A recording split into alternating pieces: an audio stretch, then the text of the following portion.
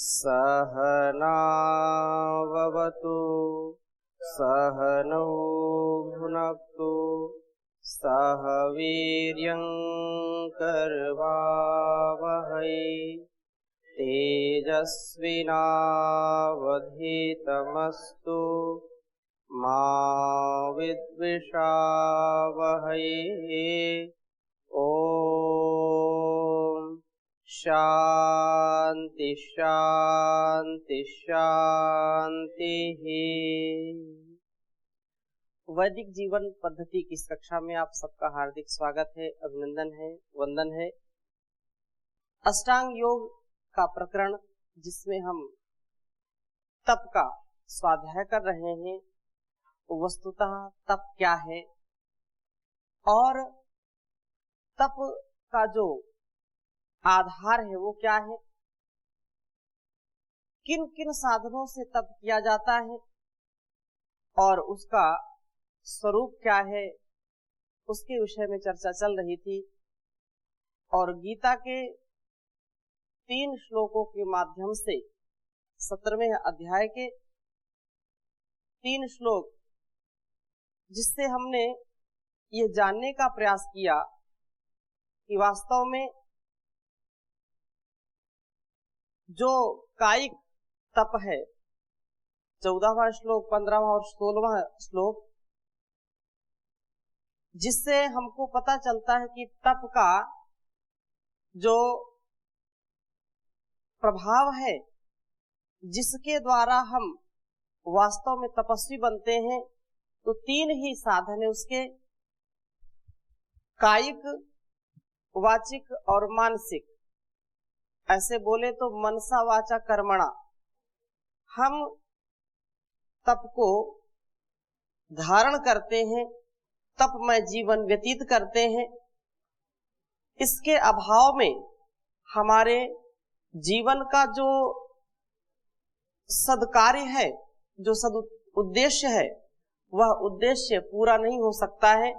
इसलिए महर्षि ने बहुत ही अनुभव के साथ संतोष, शौच और ये जो तीसरा नियम है तप, उसकी चर्चा योग दर्शन में की है।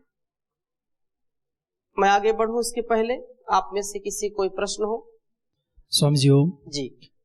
स्वामी जी, जैसे आपने कल बताया कि कायिक, वाचिक और मानसिक रूप में जी तप करने से, जी तो जो योग दर्शन में महर्षि पतंजलि ने विभूतिवाद में जी जैसे भुवन जानम सूर्य संयमात ध्रुवे तद्गति जानम, तो ये क्या संभव है?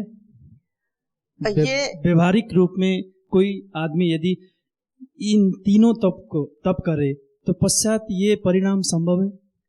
जो तप का परिणाम है, देखो कोई भी हम दुनिया में कार्य करते हैं तो चाहे वो शुभ हो या अशुभ हो, धर्म से युक्त हो अथवा अधर्म से युक्त हो, वो फल तो जरूर देता है। कारण है तो कार्य होगा, बिना कारण के कोई कार्य हो नहीं सकता है। हम किसी भी प्रकार का तप करते हैं, अभी आगे हम चर्चा करेंगे कि तप भी कितने प्रकार के हो सकते हैं, तो उसमें भी कहा कि सात्विक, राजसिक और तामसिक, उनसे क्या उनका फल मिलता है, तो फल तो जरूर मिलता है। कैसा मिलेगा, जीवन में हम उसको कैसे अनुभव करेंगे, उससे सुख मिलेगा या दुख मिलेगा। और जो सिद्धियों की बात कही है, तो कुछ सिद्धियां तो आप स्वयं अनुभव कर सकते हैं, कुछ सिद्धियां ऐसी हैं कि काल क्रम में हमको समझ में आती हैं, कुछ ऐसी भी सिद्धियां हैं जिनको हम कभी विचार भी नहीं कर सकते, सोच भी नहीं सकते, उनके आगे विज्ञान भी मौन है। तो उनकी हम चर्चा करके जितना हम कर सकते हैं व्यवहारगत उतना करने का हम प्रयास करें। और रही बात जो तपस्या से क्या लाभ मिलता है, तो उसके विषय में भी महर्षि ने लिखा है कि तपस्या से, जैसे आपने कहा कि इससे क्या सिद्धि हो सकती है, तो बहुत ही अच्छी बात यहाँ पर कही है कि जब हम मनसा वाचा कर्मणा, कायिक अगर शरीर से लें तो शरीर, वाणी और मन से जो भी हम व्यवहार करते हैं, जो भी हम तप करते हैं, उससे कहा कि कायेंद्रिय सिद्धि अशुद्धि क्षयात् तपसः। इससे कितना कितना लाभ मिलता है, तब से इसको आप लिख लीजिए। और विशेषकर हमारे वैदिक जीवन पद्धति के दर्शकों के लिए इस बात को समझना परम आवश्यक है कि जो भी हम शरीर से, मन से, वाणी से तप करते हैं, तो इससे लाभ क्या है। बिना लाभ के कोई व्यक्ति जो है एक कदम भी आगे नहीं बढ़ाता है। एक मूक से मंद बुद्धि वाला व्यक्ति भी यदि उसको लगता है कि मैं लघुशंका जाऊंगा तो इससे मेरा लाभ होगा, शरीर का दबाव कम होगा और रोग नहीं होंगे, तभी वो लघुशंका के लिए प्रवृत्त होता है। अर्थात बिना स्वार्थ के, बिना फल की जो है प्राप्ति की इच्छा से व्यक्ति आगे कदम भी नहीं बढ़ाता है। निरर्थक कोई कार्य नहीं करता है, उसका कोई प्रयोजन होता है, उसका कोई अर्थ होता है, तो व्यक्ति कार्य करने में प्रवृत्त होता है, उसका कोई ना कोई फल होता है। और कहा कि चाहे मन से, चाहे वाणी से, चाहे शरीर से हम कोई भी कर्म करें, शुभ करें अशुभ करें, तो कहा कि अवश्य में भोक्तव्यम कृतम कर्म शुभाशुभम न भुक्तम क्षीयते कर्म जन्म कोटि शतैरपि।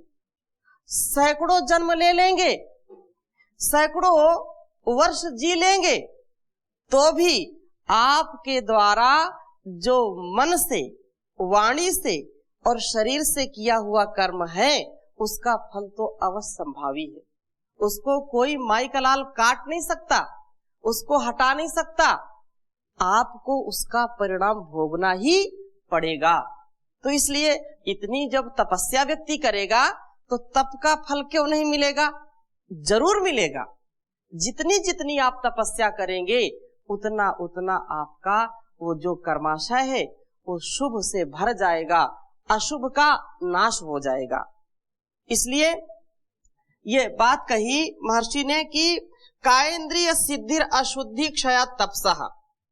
तो कायेंद्रिय सिद्धिर अशुद्धि क्षयात् तपसः, इसका तात्पर्य ये है कि मन से, वाणी से, शरीर से, कायिक, वाचिक और मानसिक जो तप है, तप को जब हम साधते हैं तो क्या होता है, उससे ये होता है कि तप के विषय में जैसे हमने पहले पढ़ा है कि हर प्रकार से ज्ञान पूर्वक जो भी धर्माचरण करते समय, कर्तव्य पालन करते समय अध्यात्म मार्ग के पथ को जब हम पाना चाहते हैं, अध्यात्म पथ में चलना चाहते हैं, और उस पथ में जो कुछ भी कठिनाइयां आती हैं, वो चाहे मान अपमान के रूप में आए, सर्दी गर्मी, भूख प्यास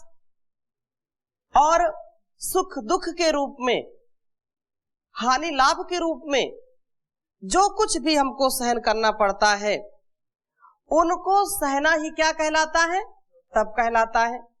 और जब योगाभ्यासी शरीर से, वाणी और मन से उचित रूप में तप का अनुष्ठान करता है, वो तप को जो है धारण करता है, तो क्या कहते हैं कि उससे शरीर स्वस्थ और बलवान हो जाता है। आप थोड़ी सी सर्दी सहेंगे, थोड़ी सी भूख सहेंगे, तो धीरे धीरे आपका शरीर वैसा वैसा गुण धारण करने लगता है। कुछ लोग थोड़ी सी सर्दी में बिल्कुल हिल जाते हैं, हालत पतली हो जाती है। कुछ लोग गर्मी से परेशान हो जाते हैं, ठंडी में उनको रूम हीटर चाहिए और गर्मी में एसी चाहिए। बिना हीटर और एसी के वे चल नहीं सकते हैं। इसका तात्पर्य क्या है, उनका जो शारीरिक बल है या शारीरिक जो क्षमता है उसमें कमजोरी है। वो अधिक ठंडी भी नहीं बर्दाश्त कर पाते और अधिक गर्मी भी बर्दाश्त नहीं कर पाते हैं। लेकिन जो धीरे धीरे ज्ञान पूर्वक इनको जो है सहन करता है तप क्या है? द्वंद्व को सहन करना। जितना सहन करें धीरे धीरे बिना हानि के, तो वो तप कहलाता है। और वो जब तप व्यक्ति जो है धारण कर लेता है तो वो बल को प्राप्त हो जाता है, अर्थात उसमें शारीरिक, मानसिक, वाचिक बल प्राप्त हो जाता है, तेजस्वी हो जाता है। उसको किसी भी प्रकार का कोई भी भय नहीं रह जाता है। इंद्रियों में दूर से सुनने देखने की जो है शक्ति प्राप्त हो जाती है, उसका सामर्थ्य प्राप्त हो जाता है, अर्थात उसका जो सामर्थ्य बहुत सूक्ष्म हो जाता है। ऐसा तपस्वी व्यक्ति अपने जीवन में सफलता को प्राप्त करता है। ये उसकी सफलता ही तो है, उसका तप का ये फल होता है। और तप से शरीर में वह शक्ति उत्पन्न हो जाती है जिससे योगाभ्यासी दीर्घ काल पर्यंत, जैसे कोई व्यक्ति 1-2 मिनट भी ठीक से नहीं बैठ पाता है, जो चंचल होता है, उसको बोलो आंख बंद करो। जो व्यक्ति कभी ध्यान में नहीं बैठा है उसको बोलो आंख बंद करके बैठो, आंख तो बंद कर लेगा लेकिन उसको चैन ही नहीं पड़ेगी। वो 1-2 मिनट के अंदर तुरंत खोलेगा, उसको बेचैनी जैसी महसूस होती है। इसलिए ये बात, जो व्यक्ति तप करता है तो वह सहन शक्ति से युक्त हो जाता है, उसकी सहन शक्ति बढ़ती जाती है और वो थोड़े से समय अल्पकाल से आरंभ करता है और दीर्घ काल तक वो एक आसन पर बैठ सकता है, दीर्घ काल तक एक अभ्यास कर सकता है, कई कई घंटे पुरुषार्थ कर सकता है, कई कई घंटे वह अपना योगाभ्यास कर सकता है। इसलिए वह ईश्वर का जब ध्यान करता है, ये बहुत बड़ी बात है ये कि किसी से कहा जाए कि आप ईश्वर का ध्यान करो, अगर अभ्यास नहीं उसका, यदि वो तपस्वी नहीं है तो अधिक देर तक बैठ नहीं सकता। उसको लगता है इसमें बड़ा जो है जी घबरा रहा मेरा, मैं जो है बैठ नहीं सकता, क्योंकि उसके कुसंस्कार उसको बार बार आकर के परेशान करते हैं। वो इसका अभ्यास नहीं किया, कभी तप नहीं किया है। इसलिए कहते हैं कि जो व्यक्ति तपस्वी हो जाता है वो दीर्घ काल तक एक आसन पर बैठ करके परमात्मा की शरणागति को प्राप्त कर लेता है।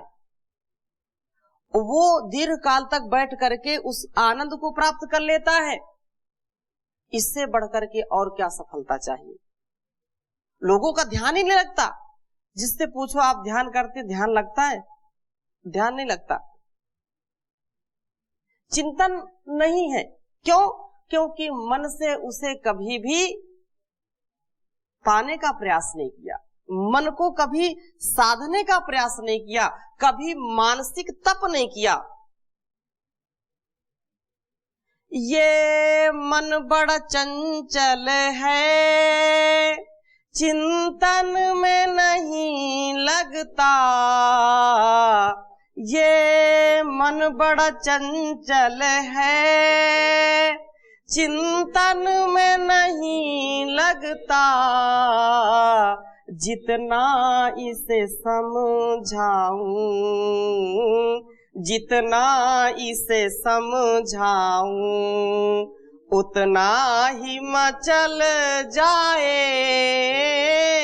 दाता तेरे सुमिरन का, दाता तेरे सुमिरन का, वरदान जो मिल जाए मुरझाई कली दिल की, मुरझाई कली दिल की, एक आन में खिल जाए दाता तेरे सुमिरन का। तो ये ईश्वर का आनंद वही प्राप्त कर सकता है जो तपस्वी है, जो तप करता है। और ये तप का फल है काय इंद्रिय सिद्धि अशुद्धि क्षया तपसः। और कहा कि जिस साधक का शरीर तपा हुआ नहीं है वह इन कार्यों का संपादन नहीं कर सकता है, दीर्घ काल तक एक आसन में नहीं बैठ सकता है। सुख पूर्वक बैठने से चित्त की एकाग्रता होती है, इसीलिए कहा कि आसन क्या है, स्थिरम सुखम आसनम, और उसको सुख का अनुभव नहीं होगा तो इधर उधर भागेगा, इधर उधर वो चंचलता करेगा, तो ये बहुत जो है हमारे लिए हानिकारक होगा। इंद्रियों की शुद्धि होने से साधक उसको अधर्म आचरण से हटा करके धर्म आचरण में लगाता है, धर्म आचरण में सफल होता है। क्यों? क्योंकि यदि चित्त शुद्ध नहीं है, यदि मानसिक शुद्धि नहीं है, तो कितना भी व्यक्ति कोशिश करे कभी भी उसका चिंतन में मन नहीं लगता। ये बड़ी कमजोरी है। ऐसी कोई दुनिया में घुट्टी नहीं है, ऐसी कोई औषधि नहीं बनाई गई कि एक दो घूंट पी लो और बस ध्यान लग जाए। अगर ऐसा होता तो फिर ये सब कुछ करने की जरूरत ही नहीं पड़ती, उसके लिए तप करने की जरूरत नहीं पड़ती। इसलिए ऋषि मुनियों ने इस विद्या को जान करके कहा कि तप जो है हमारे जीवन में श्रेष्ठ है, तप को ही हमको धारण करना चाहिए। बिना तप के हमारा तन मन चिंतन पवित्र नहीं हो सकता। बिना अभ्यास के हम कभी भी सद्गति को प्राप्त नहीं हो सकते हैं। और जिस साधक ने इंद्रियों को रोकने का अभ्यास नहीं किया है, वह उनको अधर्म आचरण से रोक करके धर्म आचरण में नहीं चला सकता है। इंद्रियां यदि वश में हैं तो हम संसार को वश में कर सकते हैं। यदि इंद्रियां हमारी वश में नहीं है, हमारी दृष्टि हमारे वश में नहीं है, हमारी रसेंद्रिय हमारे वश में नहीं है, हमारी श्रोत्रेंद्रिय हमारे वश में नहीं है, तो हम जहां भी आलंबन मिलेगा वहीं पर गिर जाएंगे, वहीं पर बहाव में बह जाएंगे। सदगति की प्राप्ति से हम रह जाएंगे, सदगति की प्राप्ति नहीं हो सकती। इसलिए प्रार्थना करते हैं, मेरी इंद्रियां हो सदा मेरे वश में, मेरी इंद्रियां हो सदा मेरे वश में, मेरे मन पे मेरा ही अधिकार कर दो, प्रभु मेरे जीवन का उद्धार कर दो, भंवर में है नैया इसे पार कर दो। तो ये एक उपाय है हमारे जीवन का उत्कर्ष हो, हमारे जीवन का जो लक्ष्य है उसकी प्राप्ति हो, उसके लिए हमको तपस्वी बनना पड़ेगा। अधर्म से यदि बचना है तो तप करना पड़ेगा, धर्म में स्थिर रहना है, धर्म में स्थित होना है, कर्तव्य में स्थित होना है तो तप करना पड़ेगा। इसलिए मन को राग द्वेष आदि विषयों से हटा करके योगाभ्यास में लगाना और मान अपमान को सहन करना मानसिक तप कहलाता है। इस तप के कारण योगी मानसिक क्षोभ से दूर हो जाता है। आज सबसे बड़ी बीमारी यही है कि लोग मानसिक पीड़ा से बहुत परेशान हैं। 100 व्यक्तियों में कम से कम 95%, अगर मैं 5% भी हटा दूं तो 95% लोग दिमागी बुखार से परेशान हैं। टेंशन है सबको। एक छोटे से बच्चे से पूछो, हाँ भाई क्या हाल है, मेरा मूड ठीक नहीं है, मैं टेंशन में हूं। हाँ, ये टेंशन कैसे आ गई, ये तनाव कैसे आ गया? हमारे जीवन में यह जो धारणा है, ये टेंशन आएगी तो बहुत प्रकार के रोग लेकर के आती है।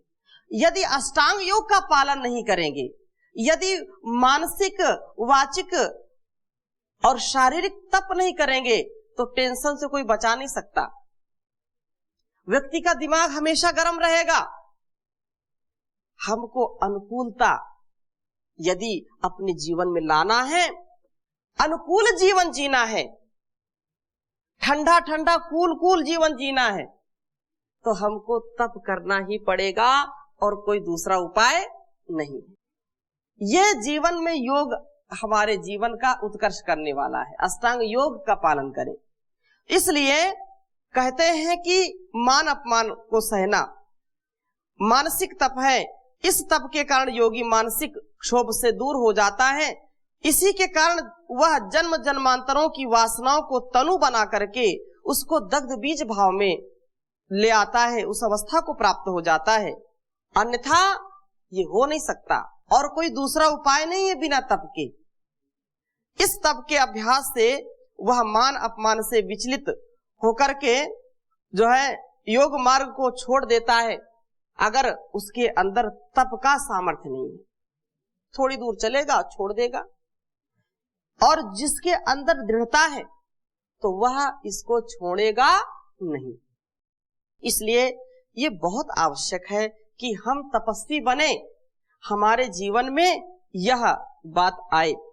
ये जो मान अपमान है, इससे बचने का एक ही उपाय है, वो तप है। और हम मान को विष के समान समझें, अपमान को अमृत के समान समझें। इसका तात्पर्य ये नहीं है कि हम ऐसे कार्य करें कि हमको अपमान ही मिले। कुछ लोग मान को चाह करके फंस जाते हैं। सब प्रसिद्धि चाहते हैं, सब अपनी उन्नति चाहते हैं। इन के प्रकार लोग जब इसको धारण करते हैं तो उनको छल कपट उनके अंदर आ जाता है, उनके अंदर सम्मान की जो पिपासा है वो बढ़ जाती है। इसीलिए सन्यास जब ग्रहण करते हैं तो 3 जो है ऐष्णाओं से व्यक्ति को मुक्त करने का संकल्प दिलाया जाता है। वित्तैष्णा, पुत्रैष्णा, लोकैष्णा, ये 3 ऐष्णाएं होती हैं जिससे व्यक्ति जो है अपने लक्ष्य तक नहीं पहुंच सकता, वहां कहीं ना कहीं भटकाव आएगा। तो इसलिए इस बात को आप समझ में आइए आपके कि हम जब तप करेंगे तो संसार में उन्नति होगी, तप नहीं करेंगे तो उन्नति को कभी प्राप्त नहीं हो सकते हैं। 3 प्रकार के तपस्या से हमारा जीवन युक्त हो। अब इसके जो सात्विक, राजसिक और तामसिक, ये 3 प्रकार के तपों का वर्णन जो है श्रीमद् भगवत गीता में उन्हीं 17वें अध्याय के हमने जो है 14, 15 और 16वां जो श्लोक है उसको हमने पढ़ा था।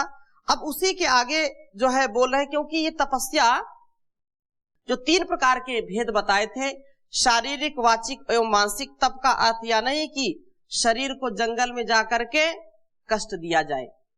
चातुर्य वर्ण अनुसार, व्यवसाय अनुसार जो भी कर्तव्य बनते हैं, बहुत ध्यान से इस बात को समझें कि तपस्या का वास्तविक अर्थ क्या है। तपस्या का वास्तविक अर्थ अपने शरीर को जो है ऐसा नहीं कि बिल्कुल नष्ट कर दें, ऐसा नहीं कि आप उसको बिल्कुल उसकी क्षमता को घटा दें, वरन उसकी क्षमता को बढ़ाने का काम तप करता है। बिल्कुल ऐसे नहीं कि तपस्या बहुत बड़े तपस्वी हैं और बिल्कुल दुबले पतले हैं, थोड़ी सी हवा आए, आंधी आए तो उड़ जाएं। ऐसा व्यक्ति यदि तपस्वी है तो फिर ये वैदिक विचारधारा नहीं है। शरीर से, आत्मा से, हर प्रकार से व्यक्ति उन्नत हो, वही तपस्वी है। हाँ, कुछ लोग ऐसा तप करते हैं तो वो क्षमा करेंगे, उनको कष्ट देने का मेरा अभिप्राय नहीं है। अभिप्राय केवल इतना है कि ये धर्म अर्थ काम मोक्षाणाम आरोग्यम मूलम उत्तमम। हमारा यदि शरीर अच्छा है तो हम अपने आत्मा अनुकूल आचरण कर सकते हैं, आत्मोन्नति का मार्ग प्रशस्त कर सकते हैं और लोक कल्याण कर सकते हैं। यदि हम चलने फिरने में, उठने बैठने में असमर्थ हैं, हम यदि किसी की सहायता नहीं कर सकते हैं, तो ऐसा तपस्वी किस काम का। तपस्या हमको करनी है, लेकिन किस प्रकार से करनी है, तो कहा कि जो शारीरिक, वाचिक एवं मानसिक तप का अर्थ यह नहीं है कि शरीर को जंगल में जाकर के कष्ट दिया करें, वो भी एक साधन हो सकता है, लेकिन ज्ञान पूर्वक एकाग्र जाएं, एकाग्रता पूर्वक रहें, एकांत में जाएं और सामर्थ्य को बढ़ाएं, सामर्थ्य को घटाएं नहीं।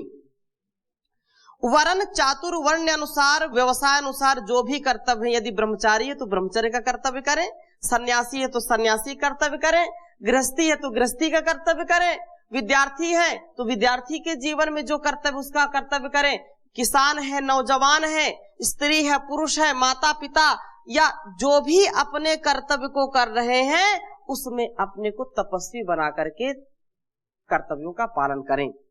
समुचित पालन ही व्यापक अर्थ में तप है। तप शब्द का अर्थ तपना, अपने लक्ष्य पर केंद्रित होकर के जीवन को ऊपर उठाने में अपने अनावश्यक भार को हटाकर या छोड़कर अपने को हल्का करना और कोई प्रतिकूलता आए तो उसे सहर्ष सहना। जो हमारे मानसिक भार है, जो हमारा अनावश्यक भार बना हुआ है, इस संसार में हम यदि अनावश्यक भार को ढोएंगे, कोई ट्रेन में बैठा है और ऊपर ट्रेन में सीट उसके पास है, रिजर्व किया है, और उसके साथ जो सामान है उसको सिर पर लिए बैठा है, या कोई जो है बस में बैठा है, सीट उसको पर्याप्त मिली हुई है, फिर भी वो कंधे पर अपना बैग रखे हुए है, वजन रखे हुए है, उसको कोई बुद्धिमान मानेगा क्या? नहीं मानेगा। सिर पर भार नहीं रखना, निर्भार हो करके, निर्भ्रांत हो करके अपने जीवन को जीना ही तपस्या है। किसी प्रकार का भार ना होना चाहिए। और ऐसे सफर में अध्यात्म क्या धर्म के मार्ग पर जब हम कोई बाधा महसूस करें तो उसको सहर्ष स्वीकार करना, सहर्ष उसको अपना लेना, यही तप है। और वह तप शारीरिक भी हो सकता है, वाचिक भी हो सकता है, मानसिक भी हो सकता है। इसके विषय में पिछली कक्षा में हमने खूब चर्चा की है, आगे और चर्चा करेंगे। यहीं पर आज विराम देते हैं, शेष चर्चा अगली कक्षा में। ओम शांति शांति शांति।